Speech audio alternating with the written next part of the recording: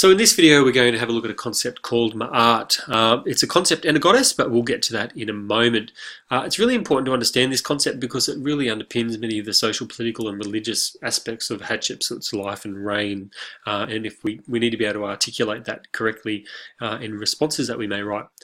So Ma'at essentially means cosmic order, so justice and peace and order and righteousness, I suppose, and keeping at bay things like chaos. And it's represented and personified by the goddess Ma'at, and we can see her here with a feather in her hair. That's how we recognise the goddess Ma'at.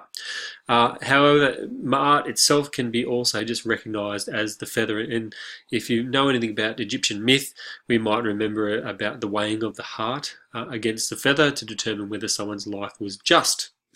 And that feather is Ma'at. That's the feather of Ma'at in that mythology.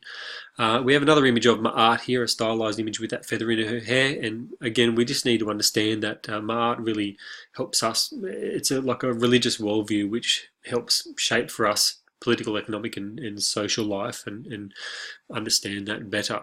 Hornung gives us a really good, concise definition with some really good key terms that we can pull out and use in responses.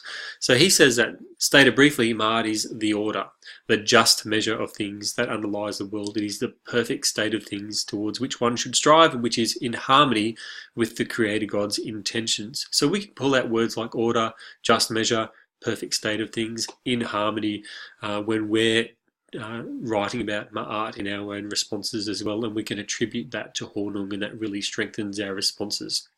So maintaining Ma'at was the king's responsibility, and we can see the king on this wall painting on the left hand side, and we can see Amun on the right hand side. So in the period that we're looking at, it was really the king's god to maintain Ma'at for Amun. So in this scene we have the king offering Ma'at. We can see the little feather coming out of her head up the top there, and he's offering Ma'at to Amun in order to maintain Ma'at.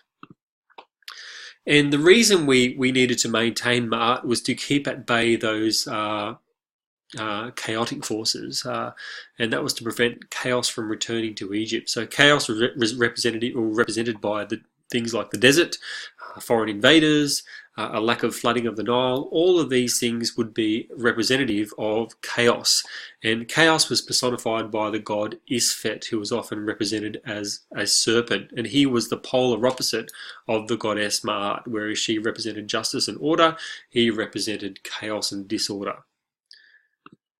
So finally, the kings offered to Amun Ma'at, or maintained Ma'at, by protecting and expanding Egypt's boundaries, by going further and making Egypt bigger and ensuring that no foreign chaotic invaders came in, by maintaining the agricultural wealth of the empire, ensuring that the inundation happened and that good crops were yielded, and also by providing justice and peace for the people.